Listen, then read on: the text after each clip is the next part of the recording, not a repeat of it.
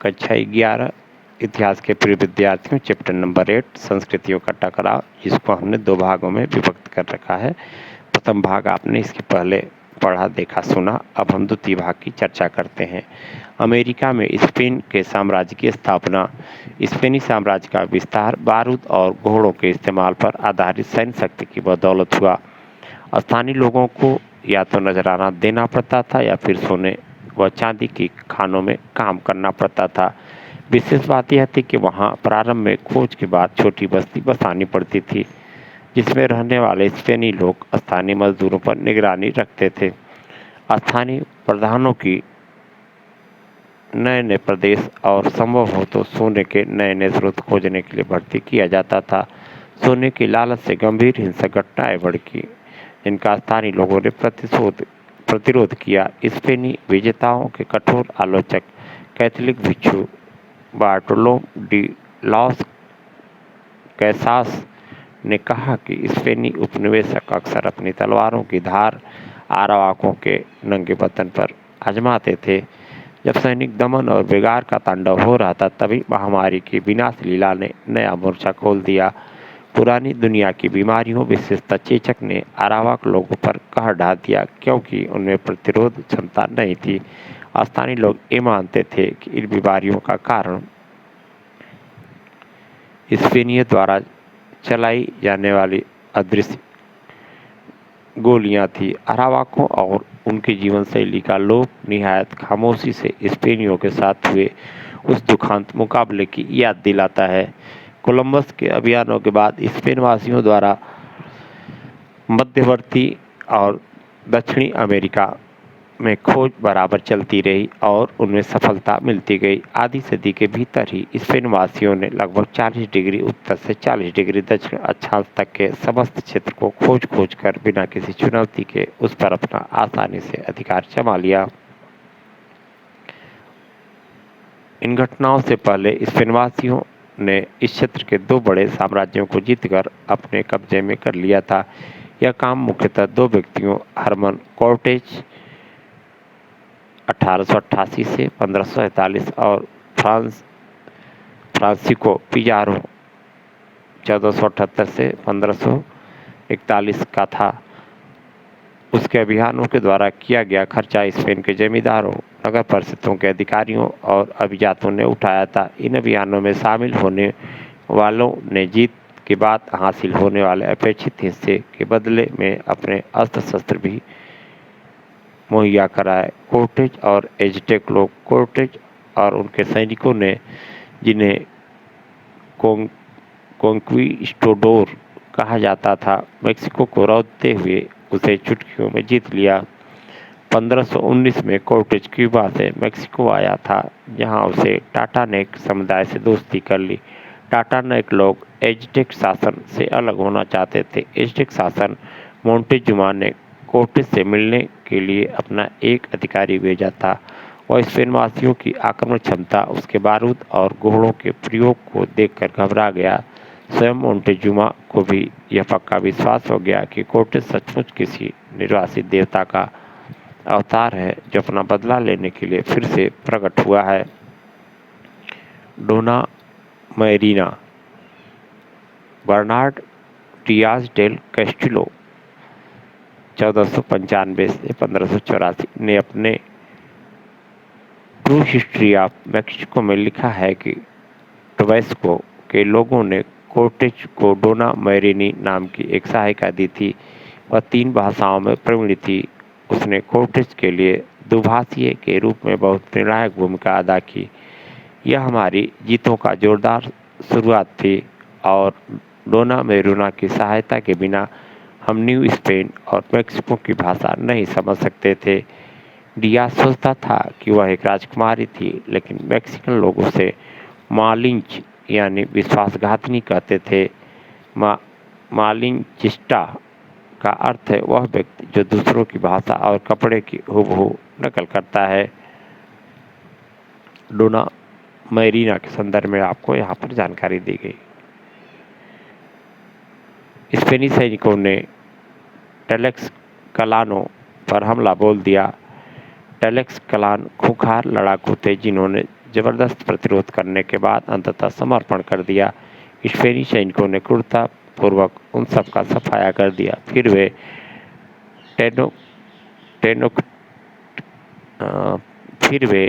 टेनोक्टिट्लान की ओर बढ़े, जहां वे 8 नवंबर 1519 को पहुंच गए। स्पेनी आक्रमणकारी टेनोक्टिट्लान के दृश्य को देखकर हक्के बक्के रह गए। यह मैड्रिड से 5 गुना बड़ा था और उसकी आबादी स्पेन के सबसे बड़े सेवली से 2 गुनी यानी 1 लाख थी।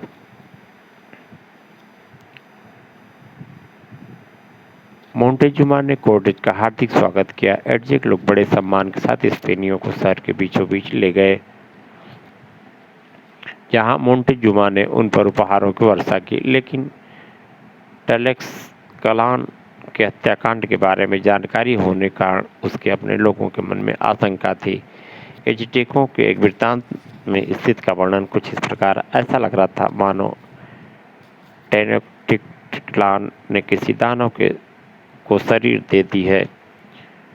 टेनोक्टिट्लान के निवासियों को ऐसा महसूस हुआ कि सभी ने भांग खा ली है। वे सब पगला से गए। हर आदमी भयभीत होकर कांप रहा था, मानो सारी दुनिया की आते ही बाहर निकाली जा रही हो। लोग भयाक्रांत नींद में सो गए। एडजेक लोगों की चिंता निर्मूल नहीं थी। कोर्टेज ने बिना कोई कारण बताए सम्राट को नज़रबंद कर लिया और फिर उसके नाम पर शासन चलाने का प्रयास करने लगा। स्पेन के प्रति सम्राट मोंटेजुमा के समर्पण को औपचारिक बनाने के प्रयत्न में कोर्टेज ने एज़टेक मंदिरों में ईसाई प्रतिमाएं स्थापित करवाई। मोंटेजुमा ने एक समझौता प्रस्तावित किया और मंदिर में एज़टेक और ईसाई दोनों प्रकार की प्रतिमाएं रखवा दी। इसी समय कोर्टेज को अपने सहायक एल्वारेडो को सब कुछ सौंपकर जल्दी से क्यूबा लौटना पड़ा। स्पेनी शासन के अत्याचारों से और सोने के लिए उसकी निरंतर मांगों के दबाव के कारण आम जनता ने विद्रोह कर दिया। एल्वारेडो ने हुइजिलपोक्टली के वसंतोत्सव में कत्लेआम का हुक्म दे दिया। जब 25 जून 1520 को कोर्टेज वापस लौटा तो उसे घोर संकट का सामना करना पड़ा। पुल तोड़ दिए गए थे, जलमार्ग काट दिए गए थे और सड़कें बंद कर दी गई थी। स्पेनियों को भोजन और पेयजल की घोर कमी का सामना करना पड़ा। कोर्टेज को मजबूर होकर वापस लौटना पड़ा। इसी समय रहस्यमय स्थितियों में मोंटेजुमा की मृत्यु हो गई। एज़टेकों की स्पेनियों के साथ लड़ाई जारी रही। उसके परिणाम स्वरूप लगभग 600 अत्याचारी विजेता और उतने ही टलेक्सकलान के लोग मारे गए। हत्याकांड की इस भयंकर रात को आंसू भरी रात के नाम से जाना जाता है, नाइट ऑफ टीयर्स। कोर्टेज को नवनिर्वाचित राजा क्वेटेमोक के विरुद्ध अपनी रणनीति की योजना बनाने के लिए वापस टलेक्सकलान में शरण लेनी पड़ी। उस समय एज़टेक लोग यूरोपीय लोगों के साथ आई चेचक के प्रकोप से मर रहे थे। कोर्टेज, यहाँ पे आप देख लें इस चित्र को।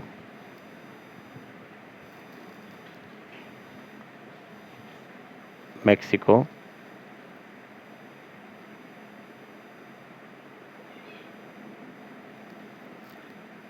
कोर्टेज केवल 180 सैनिकों और 30 घोड़ों के साथ टेनोक्टिट्लान में घुस आया और एज़टेक भी अपनी आखिरी मुठभेड़ के लिए तैयार थे।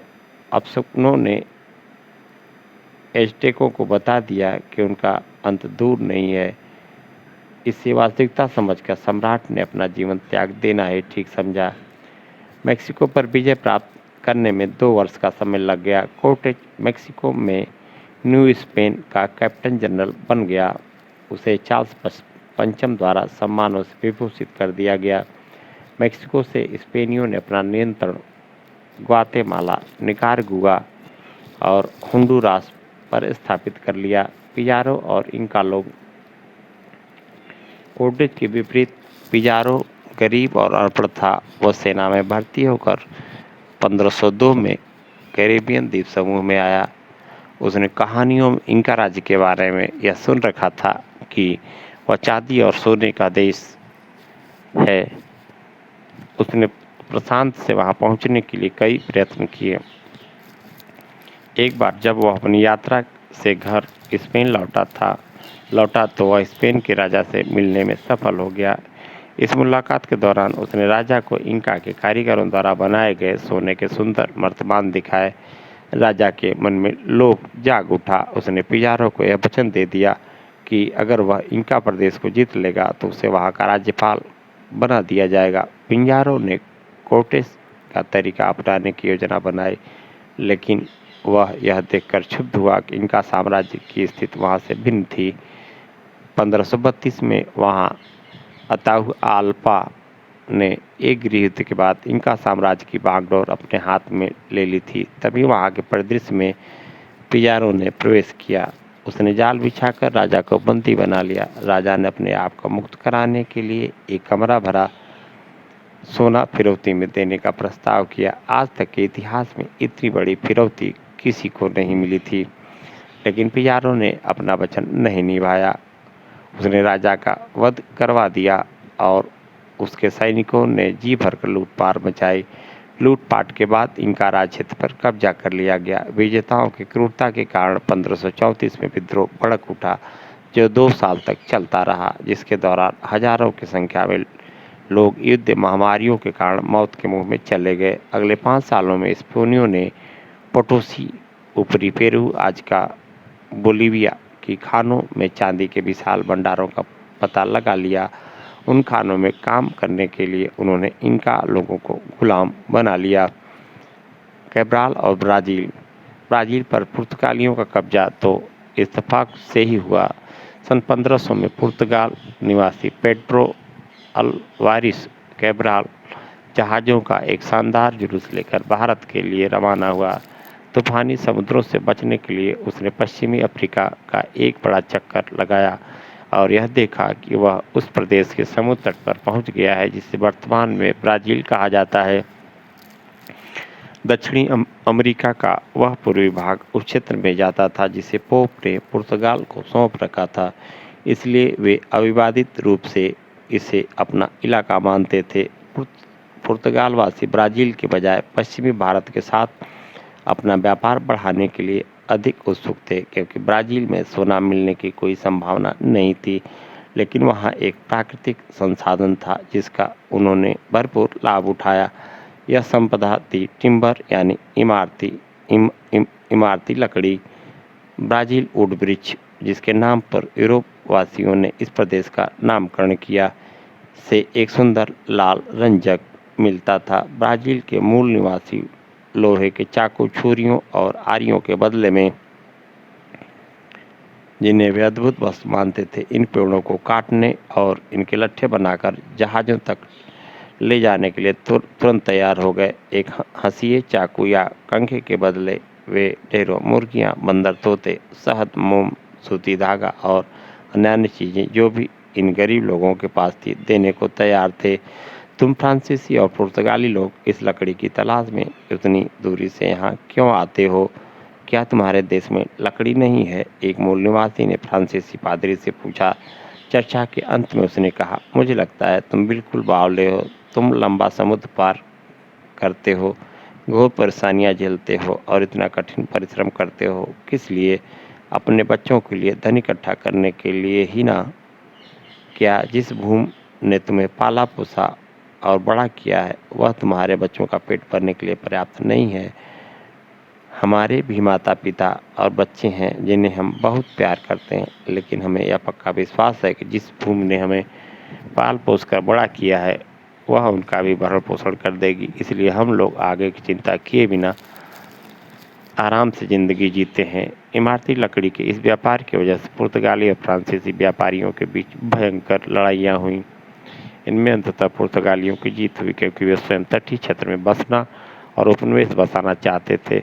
1534 में पुर्तगाल के राजा ने ब्राज़ील के तट को 14 आनुवंशिक कप्तानियों में बांट दिया। उनके मालिकाना हक उन पुर्तगालियों को सौंप दिए जो वहां अस्थायी रूप से रहना चाहते थे, और उन्हें स्थानीय लोगों को गुलाम बनाने का अधिकार भी दे दिया। बहुत से पुर्तगाली बासिंदे भूतपूर्व सैनिक थे जिन्होंने भारत के गोवा क्षेत्र में लड़ाइयाँ लड़ी थीं।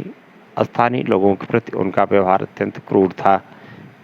1540 के दशक में पुर्तगालियों ने बड़े बड़े बागानों में गन्ना उगाना और चीनी बनाने के लिए मिलें चलाना शुरू कर दिया। यह चीनी यूरोप के बाजारों में बेची जाती थी। बहुत ही गर्म और नम जलवायु में चीनी की मिलों में काम करने के लिए स्थानीय लोग पर निर्भर थे। जब उन लोगों ने इस थकाने वाले नीरस काम को करने से इनकार कर दिया तो मिल मालिकों ने उनका अपहरण करवाकर उन्हें गुलाम बनाना शुरू कर दिया। तब स्थानीय लोग इन गुलाम बनाने वाले मिल मालिकों से बचने के लिए गांव छोड़कर जंगलों की ओर भागने लगे और जो समय बीतता गया तटीय क्षेत्र में मुश्किल से कोई इक्का दुक्का या स्थानीय लोगों का गांव बचा, लेकिन उनके बदले यूरोपीय लोगों के सुनियोजित कस्बे बस गए। मिल मालिकों को गुलाम लाने के लिए मजबूर होकर एक दूसरे स्रोत यानी पश्चिमी अफ्रीका की ओर मुड़ना पड़ा, लेकिन स्पेनी उपनिवेशों में स्थिति इसके बिल्कुल विपरीत थी। वहाँ एज़टेक और इंका साम्राज्यों के अधिकांश लोगों से खदानों और खेतों में काम कराया जाता था, इसलिए स्पेनी बासिंदों को औपचारिक रूप से उन्हें गुलाम बनाने अथवा कहीं और से गुलाम लाने की जरूरत नहीं पड़ी। 1549 में पुर्तगाली राजा के अधीन एक औपचारिक सरकार स्थापित की गई और बहिया सेल्वाडोर को उसकी राजधानी बनाया गया। इस समय तक जेसुइट पादरियों ने बाहर ब्राज़ील जाना शुरू कर दिया। यूरोपीय बासिंदे इस जेसुइट पादरियों को पसंद नहीं करते थे क्योंकि वे मूल निवासियों के साथ दया का बर्ताव करने की सलाह देते थे। निडरतापूर्वक जंगलों में जाकर उनके गांव में रहते हुए यह सिखाते थे कि ईसाई धर्म एक आनंददायक धर्म है, उनका आनंद लेना चाहिए। सबसे बड़ी बात तो यह थी कि धर्म प्रचारक दास प्रथा की कड़े शब्दों में आलोचना करते थे। विजय उपनिवेश और दास व्यापार जो अभियान पहले अनिश्चित परिणाम वाली समुद्री यात्राओं के रूप में शुरू हुए थे, आगे चलकर उनका यूरोप, उत्तरी दक्षिणी अमेरिका और अफ्रीका पर अस्थायी प्रभाव पड़ा। यहाँ देखिए आप, घर या परिवार पर सबसे बड़ा अभिशाप कोई नहीं है कि उनका भरण पोषण दूसरे के खून पसीने की कमाई से हो। जो भी आदमी दूसरों की स्वतंत्रता छीनता है और उस स्वतंत्रता को वापस लौटाने की क्षमता रखते हुए भी नहीं लौटाता, वह अवश्य ही महापाप का भागी होता है। ये विचार ब्राज़ील में 1640 के दशक में रहने वाले जेसुइट पादरी एंटोनियो विएरा के हैं। अब देखें आप, विजय उपनिवेश और दास व्यापार। 15वीं शताब्दी में शुरू की गई यूरोपीय समुद्री परियोजनाओं ने एक महासागर से दूसरे महासागर तक के अटूट समुद्री यात्रा खोल दी। इससे पहले तक इनमें से अधिकांश मार्ग यूरोप के लोगों के लिए अज्ञात थे और कुछ मार्गों को कोई भी नहीं जानता था। तब तक कोई भी जहाज कैरिबियन या अमेरिका महाद्वीपों के जल क्षेत्रों में नहीं घुसा था। दक्षिणी अटलांटिक तो पूरी तरह अछूता था। किसी भी जहाज ने उसके पार जाना तो दूर उसके पानी में प्रवेश नहीं किया था और न ही कोई जहाज दक्षिणी अटलांटिक से प्रशांत महासागर या हिंद महासागर तक पहुंचा था। 15वीं शताब्दी के अंतिम और 16वीं शताब्दियों के प्रारंभिक दशकों में से सभी साहसिक कार्य सफलतापूर्वक संपन्न किए गए। प्रारंभिक समुद्री यात्रा के अलावा अन्य यूरोपवासियों के लिए भी अमेरिका की खोज के दीर्घकालीन परिणाम निकले। सोने चांदी की बाढ़ ने अंतर्राष्ट्रीय व्यापार और औद्योगिकीकरण का और अधिक विस्तार किया। 1560 से 1600 तक सैकड़ों जहाज हर वर्ष दक्षिणी अमेरिका की खानों से चांदी स्पेन को लाते रहे, लेकिन मज़ेदार बात यह हुई कि इसका लाभ स्पेन और पुर्तगाल को उतना नहीं मिला।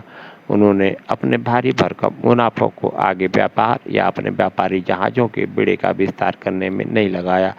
उनकी बजाय अटलांटिक महासागर के किनारे किनारे स्थित ऐसे अनेक देश थे, विशेष रूप से इंग्लैंड, फ्रांस, बेल्जियम और हॉलैंड, जिन्होंने इन खोजों का लाभ उठाया।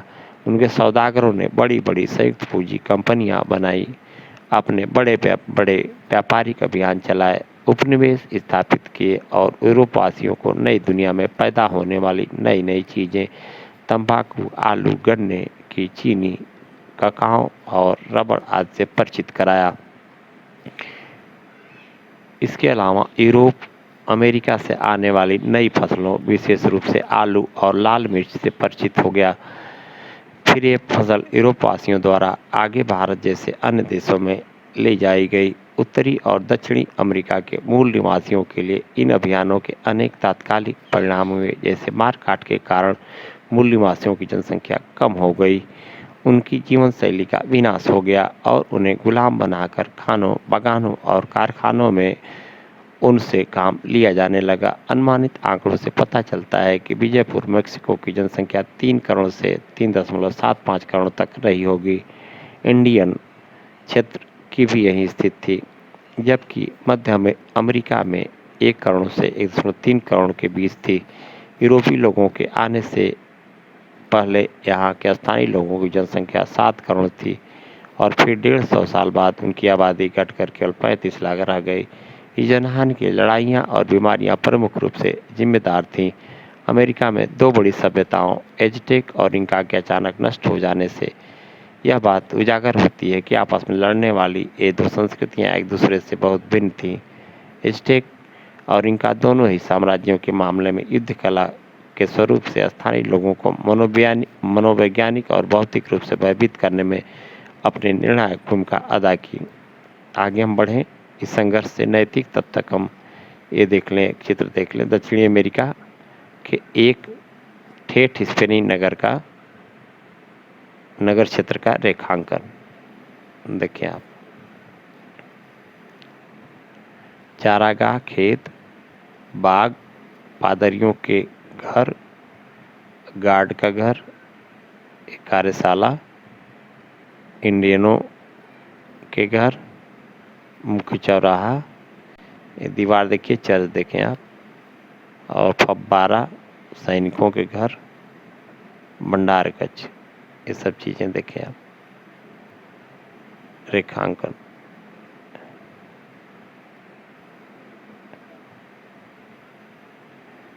उत्पादन की पूंजीवादी प्रणाली वह होती है जिसमें उत्पादन तथा वितरण के साधनों का स्वामित्व व्यक्तियों अथवा निगमों के पास होता है और जहां प्रतिस्पर्धी खुले बाजार में भाग लेते हैं।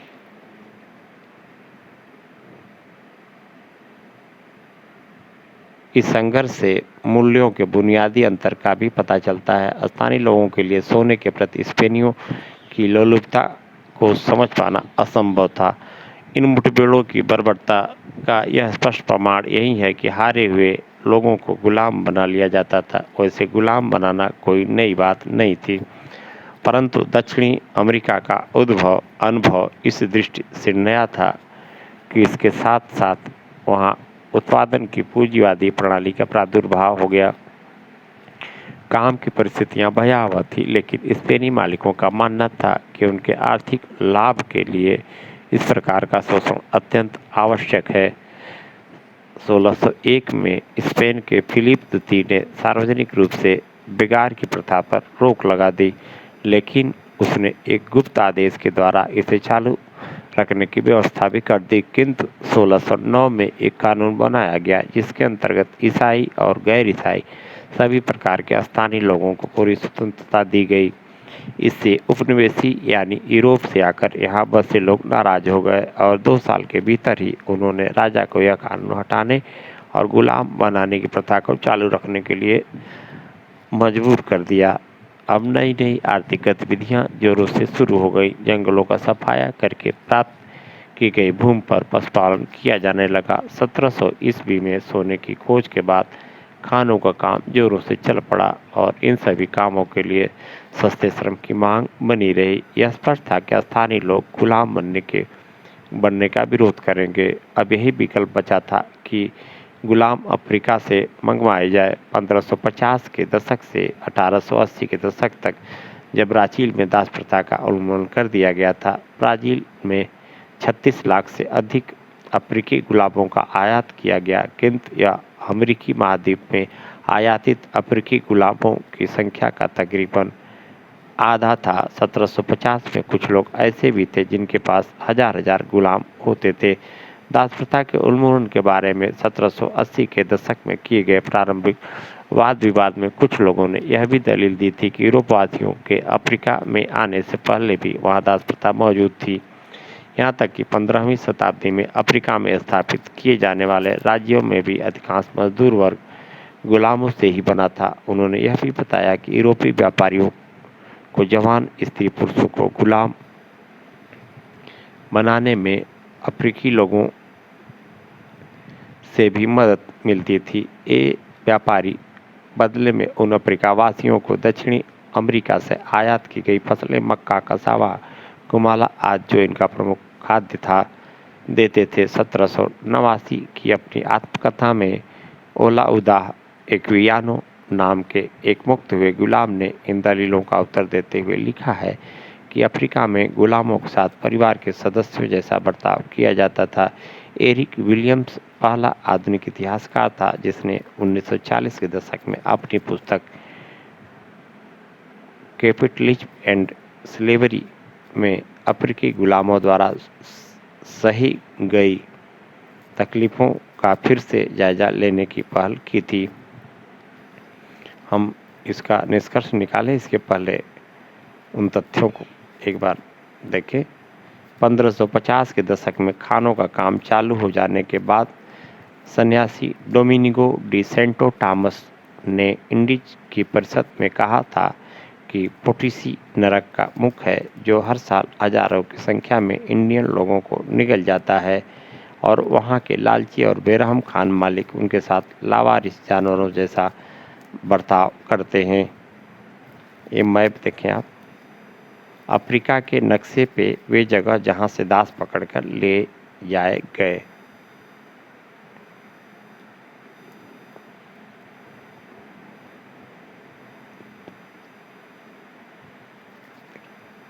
ये सब क्षेत्र है जहाँ से दास प्राप्त किए जाते थे।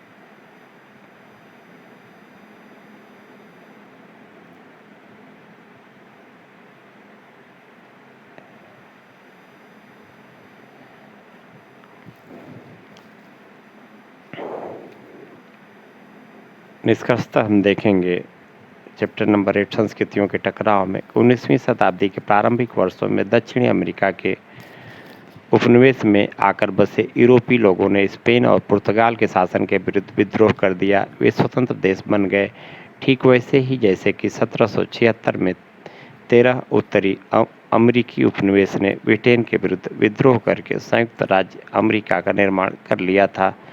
दक्षिणी अमेरिका को आज लैटिन अमेरिका भी कहा जाता है क्योंकि स्पेनी पुर्तगाली दोनों भाषाएं लैटिन भाषा परिवार की ही हैं। वहाँ के निवासी अधिकतर देशज यूरोपीय जिन्हें क्रियोल कहा जाता था यूरोपीय और अफ्रीकी मूल के हैं। उनमें से अधिकांश लोग कैथोलिक धर्मावलंबी हैं। उनकी संस्कृति में यूरोपीय परंपराओं के साथ मिली हुई देसी परंपराओं के तत्व विद्यमान हैं। जो प्रश्न इसमें बनते हैं वे अभ्यास के, एज़टेक और मेसोपोटामियाई लोगों की सभ्यता की तुलना कीजिए। ऐसे कौन से कारण थे जिनमें 15वीं शताब्दी में यूरोपीय नौचालन की सहायता मिली? किन कारणों से स्पेन और पुर्तगाल ने 15वीं शताब्दी में सबसे पहले अटलांटिक महासागर के पार जाने का साहस किया? कौन सी नई खाद्य वस्तुएं दक्षिणी अमेरिका से बाकी दुनिया में भेजी जाती थीं? और निबंधात्मक प्रश्नों के लिए गुलाम के रूप में पकड़कर ब्राज़ील ले जाए गए 17 वर्षीय अफ्रीकी लड़के की यात्रा का वर्णन करें। दक्षिण अमेरिका की खोज ने यूरोपीय उपनिवेशवाद के विकास को कैसे जन्म दिया? इन प्रश्नों का उत्तर विद्यार्थी लिखेंगे और इसकी तैयारी करेंगे। इसी के साथ ही चैप्टर नंबर 8 संस्कृतियों का टकराव का द्वितीय भाग भी पूर्ण होता है।